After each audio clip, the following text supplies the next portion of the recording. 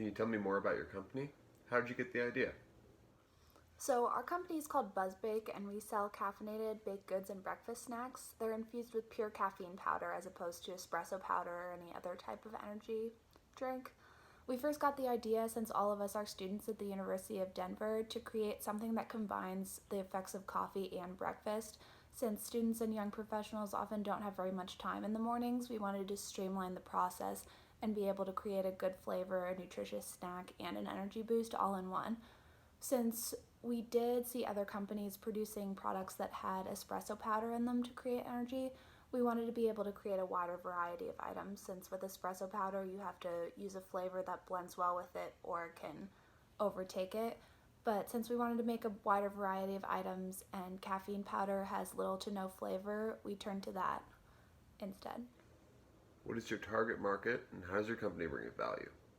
We bring value to our customers through our product in a lot of different ways. Our target market consists of college students and young professionals who are often really busy. They don't have time for both coffee and breakfast, and so they're forced to make a choice between the two, and most of the time it's coffee.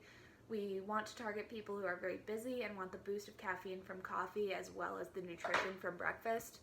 So therefore we bring value to our customers through the fact that they can have their coffee and eat it too.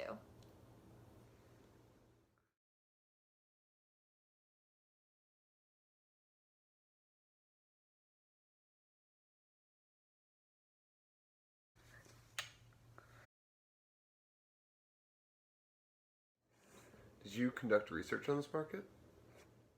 So, for our research, we conducted a survey, and everyone we interviewed was between the ages of 18 and 25, and they were all currently students. So, the survey consisted of 10 questions.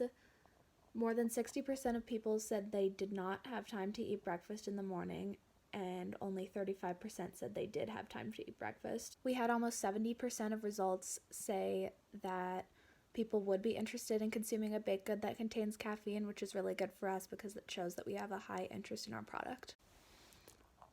A lot of our survey respondents said that they did not consume goods regularly. More than 50% said no, and less than 50% said yes. This shows that people aren't wanting to consume sugary baked goods in the morning and would probably want to opt for granola bars or healthier options. In the future, we want to consider making more breakfast-like foods like our granola bars, maybe croissants or something like that, that do contain caffeine but don't have the sugar content of a regular baked good. Additionally, people said that muffins, granola bars, and brownies were most appealing to them, and cakes and cupcakes were the least appealing to them, which is good because our three main products are brownies, granola bars, and pumpkin bread, and we decided to not go with the cake idea. Our survey results also showed that 90% of respondents did not feel like they had enough time in the mornings, and only 10% did. This shows that our target market does have the same characteristics that we were thinking, and that they would like to combine breakfast and coffee in the morning to save time. Almost all of our respondents said that they did drink coffee. We had almost 70% say that they did. But on the question that says, how many cups do you drink per day if you drink coffee, 35% said they didn't drink any. Almost 40% said they drank between 2 and 4 cups. 20% said they only drank one, and about 5% said they drank 5 or more cups. So between 2 and 4 was the most popular amount, and this is pretty accurate to what we were predicting. Our target market said that they would be willing to spend $2 or less, or $3 to $5 on our product, and that was the only answers we got. We didn't get anyone who was willing to pay more than $5 to consume the product or more than $7 to consume the product. When we beta tested on DU's campus, we were selling the products for $2, $3, or $4, and we had most success between 2 and 3. I think that our product does have a lot of strengths, especially because it's unique. There have been a lot of competitors that have used espresso powder in their products, but there's never been anyone who's been able to use pure caffeine powder until our product was created. However, our weakness is our manufacturing, because we don't have a way to produce in bulk right now. We're just doing small batches, and that's the only way we can keep our measurements accurate. However, there's a lot of opportunity once we do get that figured out. We can expand anywhere. We can partner with coffee shops and bakeries to get our product out. We have a lot of power with social media, and we have a lot of selling power online. However, we do feel threatened by our competitors because we're such a new company, and jumping into the market with no way to produce in bulk is going to be really difficult. But like in the grand scheme of things, we do think there's a lot of opportunity and that the strengths outweigh the weaknesses. I think the main outside influential factors would be economic, legal, and social concerns. Economic factors would play a big role in it because people would purchase our products with disposable income just like they would Starbucks or any other coffee or bakery item. Environmental factors could play a big role because if the sustainability of coffee changes, the price, or anything about the way it's produced changes, that could have a big impact on us if we're using coffee to get the caffeine powder. As well as social issues could change. Coffee sustainability has been a hot button issue lately, as well as trends with people believing coffee's good or bad for you that could influence how much people want to buy and how much caffeine they want to consume per day. How do you know your product will fit the market? Have you tested it at all? Yeah, we did conduct a lot of research both on DU's campus and slightly off campus, since we used our roommates and friends as well. We set up tables outside of the dorms, the class buildings, and other buildings around campus and kind of let the students and faculty come to us.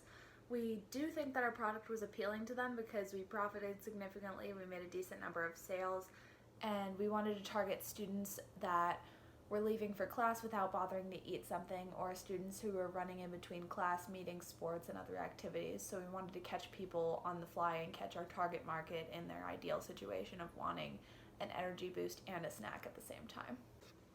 Do you think you eventually achieved product fit?